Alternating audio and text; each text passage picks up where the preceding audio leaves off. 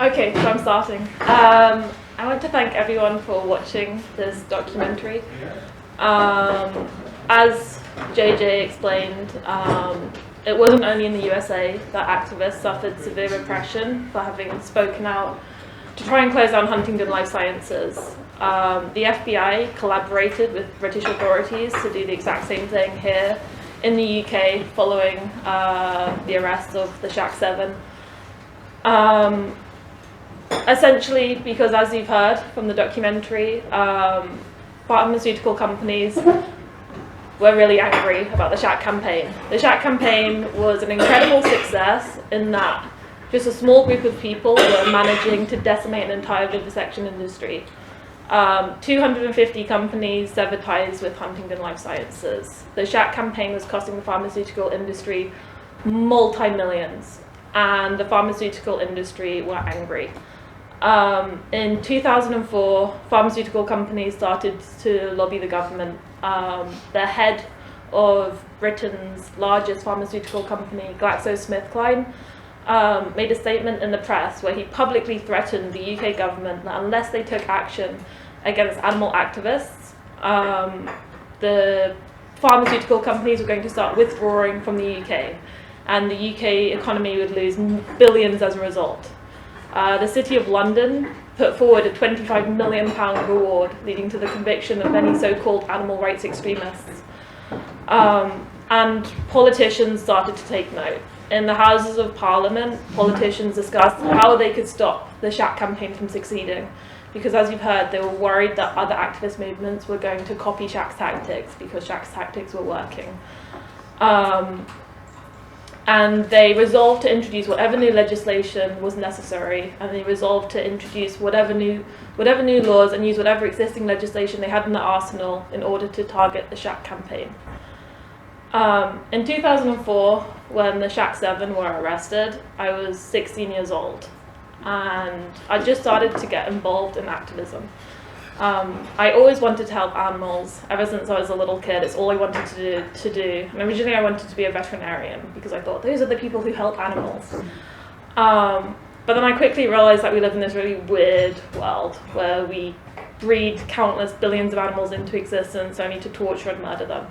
And I realized that if I became an activist, I could probably help a lot more animals. So when I was 16, I started to get involved in activism. And I started to get involved in the SHAC campaign. And I think that was the beauty of the SHAC campaign, was that no matter who you were, where you were from, there was some kind of role that you could play in the campaign to close down Huntingdon Life Sciences. So whether you're a 16-year-old high school student like myself, or whether you are a grandma living in South America, there was something that you could do to help to close down this facility. I remember the very first time that I saw the video footage filmed from inside Huntingdon Life Sciences. And I remember as I watched it, I was just trembling with tears streaming down my cheeks. And that video footage haunts me to this day.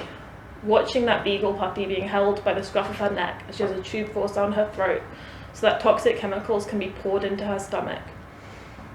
And I felt absolutely powerless when I saw that video footage, because our government was claiming there was nothing wrong with what was happening. There was nothing illegal about that video footage. We couldn't rely on our legal systems to stop it. They were saying that there was nothing wrong with it. And so I resolved that if they weren't going to stop it, then I would do everything that I could do to stop it.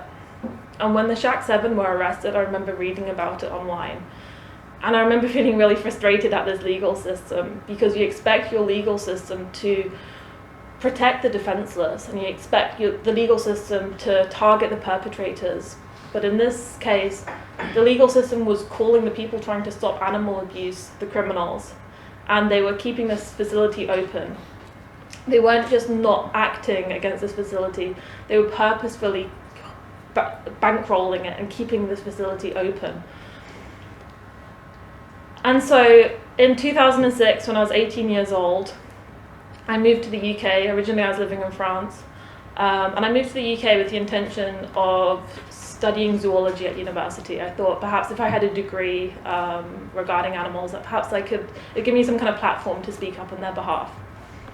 But that summer I came across a SHAC stand, and I jumped at the opportunity to go on a demonstration with the activists involved. I'd admired the campaign. It was this incredibly bold campaign that was achieving so many victories, and of course I wanted to be involved in it even more.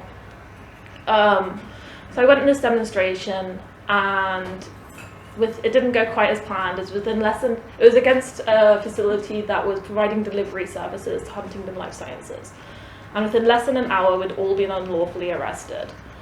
The police claimed that we'd broken an injunction that this company had just taken out to curb SHAC protests, and this was something that was happening quite a lot, was that companies were starting to take out injunctions which would limit the amount of people allowed in demonstrations, and not allow megaphones, and limit where people were allowed to stand, how often they were allowed to demonstrate.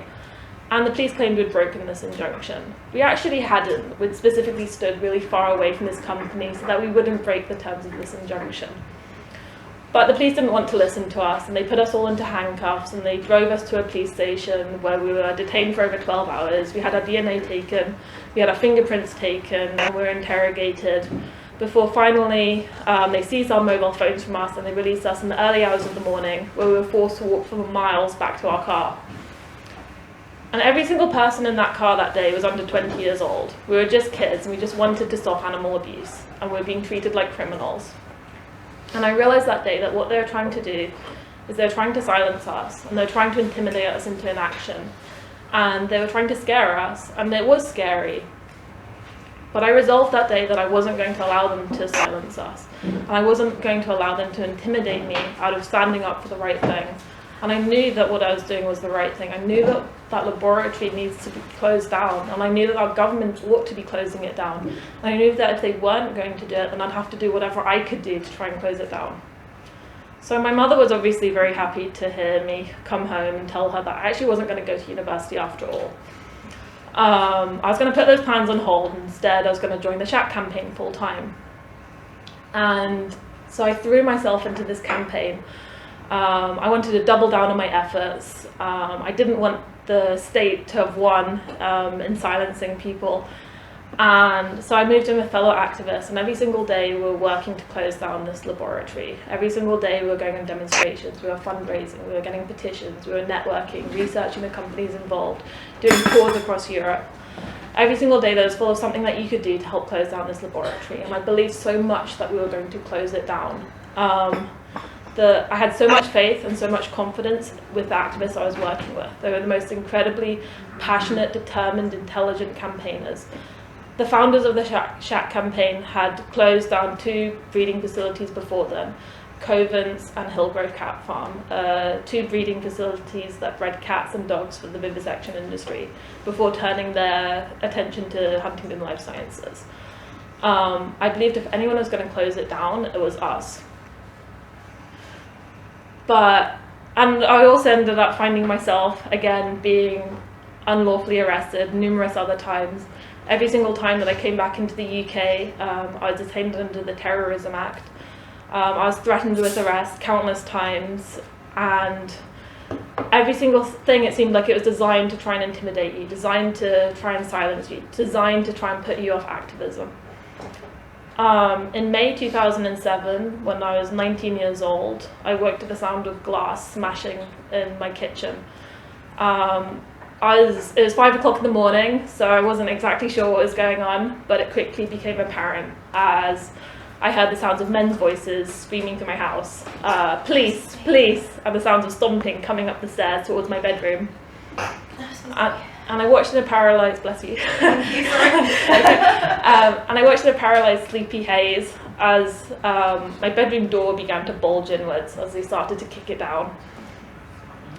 And I wasn't really sure if I was sleeping or not. About the only thing I could manage to do was to hold the bedsheet up to cover my naked chest as about half a dozen police officers kicked down my bedroom door and came storming into my room.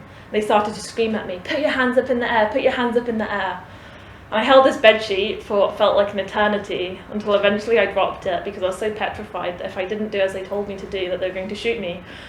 So I put my hands up in the air, and they dragged me out of the bed, and they told me They were arresting me under 3 different charges, carrying a total prison sentence of 24 years in prison.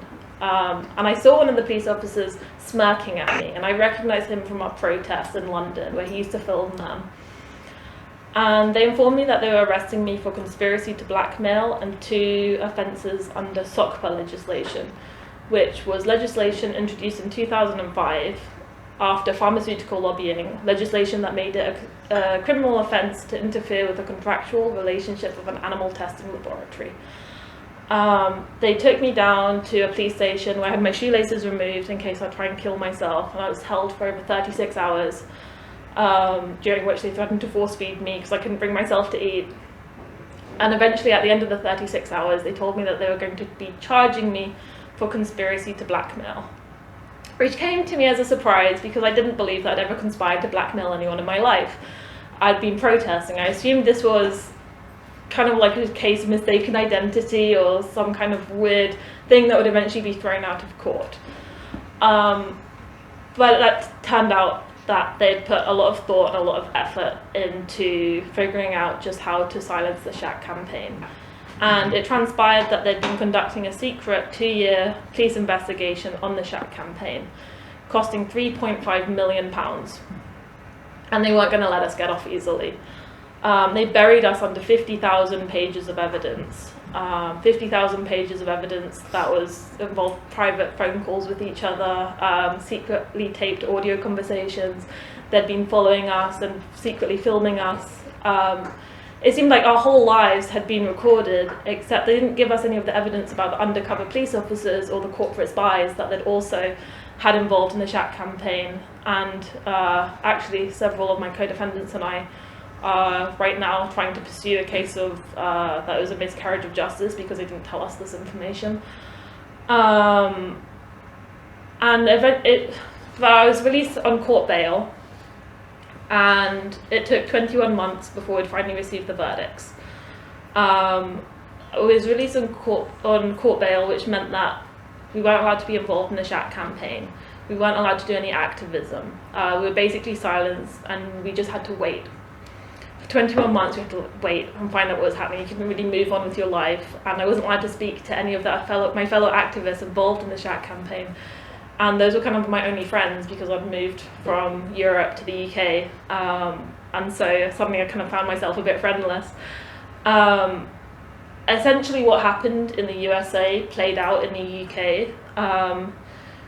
We were held in a court that was apparently built specifically to hold terrorism offenders, like people during the IRA troubles. And we were held in this court dock behind a glass wall, as though we were too dangerous to be in an open-air courtroom. And we had witnesses testify behind curtains anonymously, and the witnesses testified to behaviour and actions that we weren't actually alleged to have been involved in.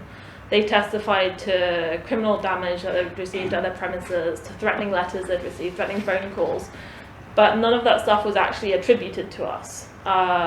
They couldn't and they didn't try to allege that we were involved in it, but because we had listed their company information, because we had exposed these companies, we were essentially held accountable for what other people had done. And at the end of our trial, which lasted for 3.5 months, 4 out of 5 of us were found guilty. Prior to that, 3 activists had pled guilty because they didn't believe that they were going to get a fair trial. And if you plead guilty in the UK, you get a third off your sentence automatically. And 2 of those activists had already served almost 2 years in prison. 4 of us were found guilty, and the press had a field day. All over the press, we had our faces of our mugshots shown, alongside threatening letters and hoax bombs that had been sent, and the claim that we had actually done that stuff, when actually it wasn't actually alleged. We'd simply run this campaign, and other people had done those things, but we weren't accused of doing it, but the press didn't seem to make that connection. In January 2009, when I was 20 years old, I was sentenced to 4 years in prison for my role in the campaign. And the judge, when he sentenced me, he described it as a tragedy. But he said that he had to give me 4 years in prison to act as a deterrent to others, not to engage in the same form of urban terrorism. I'd been accused of being part of a campaign, of being involved in non-violent direct action, and now here I was being accused of being a terrorist. When they led me down into the cells below court, I burst into tears. I'd been holding it back the whole time because I didn't want the press to see me cry, and when they led me down into the cells below court, I burst into tears. And I burst into tears, in part in self-pity. I didn't want to be going to prison for 4 years because I tried to do the right thing. I wasn't ever motivated to hurt people or to do anything wrong. All I wanted to do was to stop animal abuse, and I saw a campaign that was succeeding in stopping animal abuse, and I wanted to be a part of it because that's all I wanted to do. And here I was now losing 4 years of my life as a result. And I cried also because I felt ashamed to be crying at my own plight. Meanwhile, I had received the lowest sentence that day because I was the youngest and involved for the least amount of time. My co-defendants that day were sentenced up to 11 years in prison. And I was also crying for the animals because they weren't even going to get a day in trial. They weren't even going to get their day in court. They had already been sentenced to be tortured and killed inside Huntingdon Life Sciences. And their story had been completely forgotten. Like what happened in the USA, none of us were allowed to really speak up about what had happened to those animals in the labs. And the press didn't talk about it. The press just focused on a few criminal acts, and they ignored all of the suffering that has been exposed from inside Huntingdon Life Sciences. They led me down to a prison van, and I was driven to a separate prison from my co-defendants because I was a young offender, and so I wasn't allowed to be in the same prison as them. I know that JJ said he had quite a good time in prison. My experience was a little bit of not the same because I wasn't allowed to be with any of my co-defendants. My prison time was really lonely. And for me, prison was really difficult. I love my freedom. I love to be outside in nature. I don't want to be in a prison cell. For me, I found prison to be a very brutal experience. You're surrounded by a lot of suffering. 46% of female prisoners in the UK have tried to kill themselves at some point. You're surrounded by people with a lot of mental health issues and a lot of pain and agony, and you're also surrounded by prison officers and prison governors who take advantage of that. And for instance, in one of my prisons, prison officers and governors were exposed for having slept with inmates in return for small amounts of like cookies and things, and they took advantage of vulnerable female inmates. When they lock you in at night, you realize kind of how truly alone you are, and you start to hear women screaming and women crying and women banging on their cell doors and women trying to kill themselves in cell doors in cells opposite you. And you learn to shut down all your emotions when you're in prison, or at least I did. I think if I'd allowed myself to feel my emotions, that I probably have been driven insane. You're surrounded by so much suffering, and you also have your own suffering, but you lock it down and you learn not to talk about it, and you learn to put on the front because you're trying to not worry your family and not worry your friends, and so you pretend everything's okay when it's not. And it wasn't okay. Much like our prison sentencing, our treatment in prison was also really political.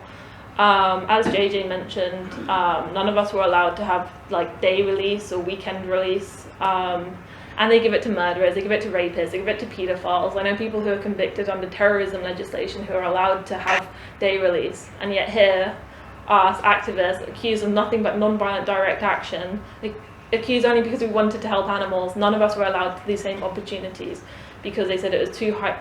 They claimed that I was too high risk to the public. When I signed my release paperwork, because in the UK you're automatically released halfway through your prison sentence to serve the remaining time in the community. When I signed the release paperwork, the prison officer signing the paperwork told me that she'd never before seen any other inmate given so many license conditions. And if I broke any of those license conditions, I'd be sent back to prison. And those license conditions forbade me from using a computer. They forbade me from using the internet. They forbade me from speaking to any other person involved in animal welfare or animal rights. I was released to a bail hostel where I was there for about 4 months. And one of the subsections of my license conditions said conditions to frustrate political activity. And I realized that's what they wanted to do. They wanted to frustrate us, and they wanted to stop us from being active. And so I resolved every single day that I went into my probation office, I was going to wear a smile because I didn't want them to see me frustrated. And it was frustrating. At the threat of re-imprisonment for months, I was forced to engage in something called a healthy identity intervention program designed to de-radicalize convicted extremists. Healthy identity intervention, as though there was something unhealthy with my identity, as though there was something sick with me because I cared enough to try and stop animal abuse. I was visited by anti-terrorism police in the run-up to the Olympics. I was listed as a MAPA level 3, which meant that I was subjected to the highest level of multi-agency monitoring that any prisoner in the UK can receive. So I was ranked up there with the most threatening, dangerous criminals in the world, or in the UK, simply because I tried to close down this laboratory. It was incredibly frustrating. I wasn't allowed to work for any organisation involved in animal welfare, or animal rights, or human rights, or the environmental protection. I wasn't even allowed to work for an organisation that provides legal advice to people on death row. It was incredibly political how they treated us, and I feel like it was designed to traumatize us, and for a long time it succeeded. As soon as my license conditions ended, I left the UK because I was so traumatized that it could all happen again. I'd lost all faith that I'd ever had. Not that I had that much in the beginning, but I'd lost every single ounce of faith that I ever had in the British justice system. And for a very long time, it was really hard to come back from these experiences. I was a kid when I got involved in the SHAC campaign. All I wanted to do was to stop animal abuse. I had a really kind of negative experience from it. The same year that my license conditions ended, I tried to get back involved in the movement. And it was really triggering because the whole movement had changed. In this 6-year period that I hadn't been allowed to be an activist, all the faces were different, all the tactics were different, and I felt lost. I felt like I didn't belong in this movement anymore. This movement that I'd given everything for, I felt like some kind of imposter. And I ended up isolating myself for a really long period of time, for years and years, to try and heal from all the experiences that I had. And it's only in the past year or so that I've started to speak out about it, and in a way I'm really grateful that this film came about, because it's finally giving our side of the story across, and it's finally allowing this side of our story to be told. And I know that for one of the reasons why I didn't ever want to speak up about what had happened to us was because I was so afraid that our story was going to put people off being involved in activism. That's what they had wanted to do. When I was sentenced to 4 years in prison, they wanted to make an example out of us, and they wanted to scare people away from being active. If they're going to make an example out of me, I want to be an example that we can come back from repression, and we can come back from all of this really horrific treatment, because the animals need us. Because if we allow ourselves to be silenced, nothing is ever going to change. And it's only yesterday, which is the first time I've ever stepped foot back into the UK, because I was so scared of what the consequences could be of coming back into this country and of being within the police's reach again. But I came back because I want to ask you all to do something, and I can't ask you to do that if I'm not prepared to do it myself. And I want to ask all of you to please take courage, and please find the courage to speak up for what's right, and to do the right thing, and to not give in to your fears. And because that's what they're trying to do, they're trying to silence us. I want instead our story to make you angry, because it should anger you. It should anger you how the animals are treated and how activists are treated for trying to stop it. And I hope that you can harness this anger into taking action for the animals, and into closing down these facilities that have used countless lives. And I hope that my story is not going to put you off, but I hope that our story is all going to maybe inspire you all to take action because the animals need us.